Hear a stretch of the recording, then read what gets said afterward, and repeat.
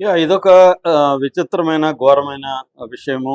అంటే సొంత అత్తమామలే తన చిన్న కోడల్ని వాళ్ళ బావతో పడుకొని బిడ్డను కనమని, అంటే మాకు నువ్వు నా చిన్న కొడుకుతో బిడ్డను కన్నావు, పెద్ద కొడుకుతో కూడా బిడ్డను కను, వాడికి బిడ్డలు లేరు, నువ్వు వారసుల్ని కనివ్వు అని ప్రెజర్ చేయడం. అట్లాగే మామతో కూడా పడుకోమని ఆ అమ్మాయిని ప్రెజర్ చేయడం. ఆ అమ్మాయి వినకపోతే అమ్మాయిని వేధించుకోవడం. ఈ విషయాలు బయటకొచ్చి ఇప్పుడు షాక్ అయినారు. చుట్టూ ఉన్న జనాలంతా కూడా వాళ్ళ ఇంటి మీదకొచ్చి మీరు ఇలాంటి మనుషులా అని ఒక రకంగా ఉమ్మేస్తున్నారు. సో, ఈ విజువల్స్ అంతా బయటకొచ్చాయి. ఇది ఇప్పుడు ఆంధ్రప్రదేశ్‌లో సంచలనం క్రియేట్ చేసింది. ఇది ఎలా జరిగింది? దీన్ని ఎలా అర్థం చేసుకోవాలి? ఈ విషయాల గురించి మనం మాట్లాడుకుందాం. ఆంధ్రప్రదేశ్‌లో ఏలూరు జిల్లాలో జంగారెడ్డి గూడెం విలేజి టౌను. అక్కడ నాగేశ్వరరావు, చంద్రమ్మ అని ఇద్దరు దంపతులుంటారు. వాళ్ళకి ఇద్దరు కొడుకులు. రెండో పెద్దబ్బాయికి 10 ఏళ్ల ముందే పెళ్ళయింది. ఆ అబ్బాయికి బిడ్డలు లేరు.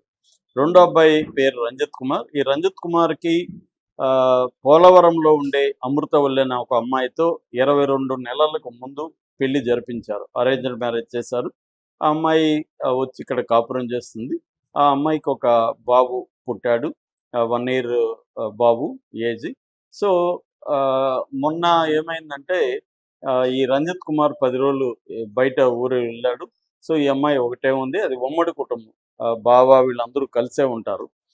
సో, అంటే ఈ నాగేశ్వరరావు, చంద్రమ్మ వాళ్ళిద్దరు కొడుకులు, కోడళ్ళు అందరూ కలిసే ఉంటారనమాట. సో, ఎప్పుడైతే వెళ్ళిందో ఈమె అత్త, మామ కలిసి ఈమెను ప్రెజర్ చేయడం మొదలుపెట్టారు అమృతవల్లిని. ముఖ్యంగా అత్త "నువ్వు కింద పడుకుంటే నీకు చల్లగా ఉంటది. వెళ్ళి నీ బావ పక్కల పడుకో. ఇంకొక వారసుని కనివ్వు. వాడికి పిల్లలు లేరు" అని చెప్పడం. సో, దీంతో ఈ ఇటు బావ వాళ్ళ భార్య ఆమె ప్రెజర్ చేసింది. "నా మొగుడితో పడుకొని మాకు బిడ్డను కనివ్వని." తర్వాత తోడికోడలుంది. వీళ్ళకి ఒక చెల్లెలు కూడా ఉంది రంజిత్ కుమార్ భర్తకి. ఆ అమ్మాయి. సో, వీళ్ళ ఇద్దరు. అంటే మొత్తం 5 మంది వాళ్ళ ఇంట్లో ప్రెజర్ చేయడం మొదలుపెట్టారు. ఇది ఇంతకుముందు కూడా చేశారు. భర్తకు కూడా తెలుసు. భర్త కూడా సరే వాళ్ళు చెప్పినట్టే చెయ్యి అని చెప్పాడు తప్ప భర్త దాన్ని ఎదిరించలేదు ఇంట్లో.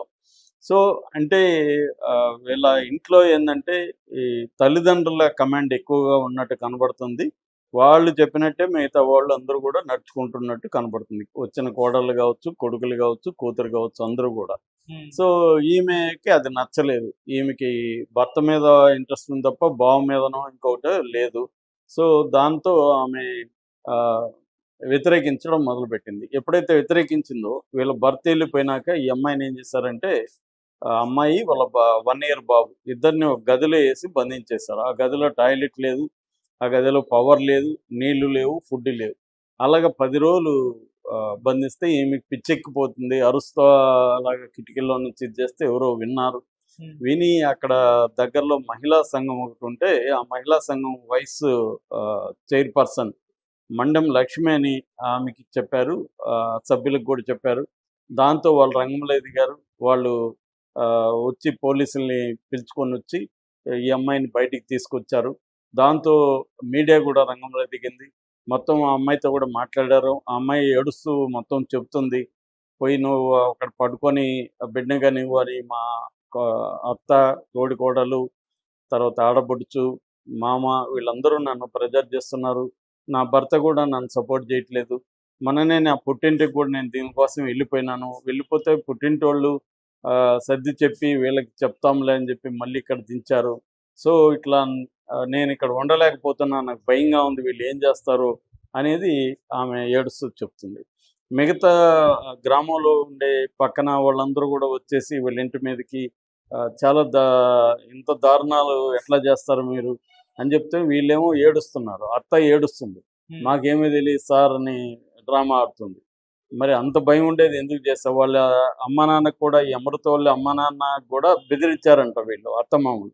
మీరేం చేసుకుంటారో చేసుకోండి. 498 పెడితే కూడా పెట్టుకోండి అని కూడా బెదిరించారు. అంటే వీళ్ళేమనుకున్నారంటే వాళ్ళు కొంత పేదోళ్ళు, వీళ్ళు పోలీసుల దగ్గరికెళ్లరు. మనం ఏం చేసినా ఈ పిల్లకి దిక్కు లేదు అన్న ఒక ధీమా వాళ్ళలో ఉన్నట్టుగా మనకు కనబడుతుంది. ఎందుకంటే పేరెంట్స్ గట్టిగా లేకపోవడం. ఈ అమ్మాయి కూడా అమ్మాయిని చూస్తే కూడా మీడియాలో మాట్లాడినప్పుడు నేను కూడా చూశాను. చూసినప్పుడు కూడా అమ్మాయి వీళ్ళని ఎదిరించాలనే ఒక దృఢమైన ఇది ఉంది. కానీ ఆ అమ్మాయికి ఏమి సపోర్ట్ సిస్టమ్ లేకపోవడం వల్ల భయం ఉంది అమ్మాయిలో.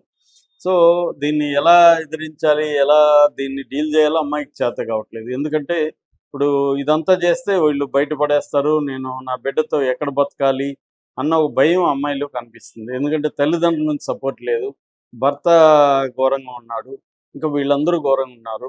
సో దీన్ని ఎలా డీల్ చేయాలి, దీని నుంచి ఎలా బయటికెళ్ళాలి, బయటికెళ్తే ఆల్టర్నేటివ్ ఏంటి, ఇక్కడుంటే దీన్ని టార్చర్‌ని ఎలా తట్టుకోవాలి, ఈ డైలమా అమ్మాయిలో కనపడుతుంది. అంటే సామాజికంగా అమ్మాయిల పరిస్థితి ఏందంటే చాలామంది ఇవాళ చెప్తున్నదేమంటే అమ్మాయిలు ఎడ్యుకేట్ అవ్వాలి, వాళ్ళు ఏదో ఒక అర్నింగ్ ఉండాలి.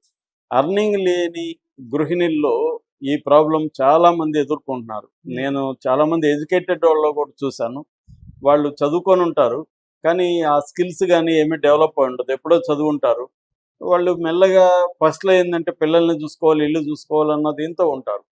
అది అందరికీ బాగుంటే మంచిదే. ఆ కాన్సెప్ట్ ఏంది, ఎవరో ఒకరు పిల్లల్ని చూసుకోవాలి, తల్లి చూసుకుంటానని డిసైడ్ అయినప్పుడు ఆమె వాలంటరీగా చేసుకుంటే మంచిది.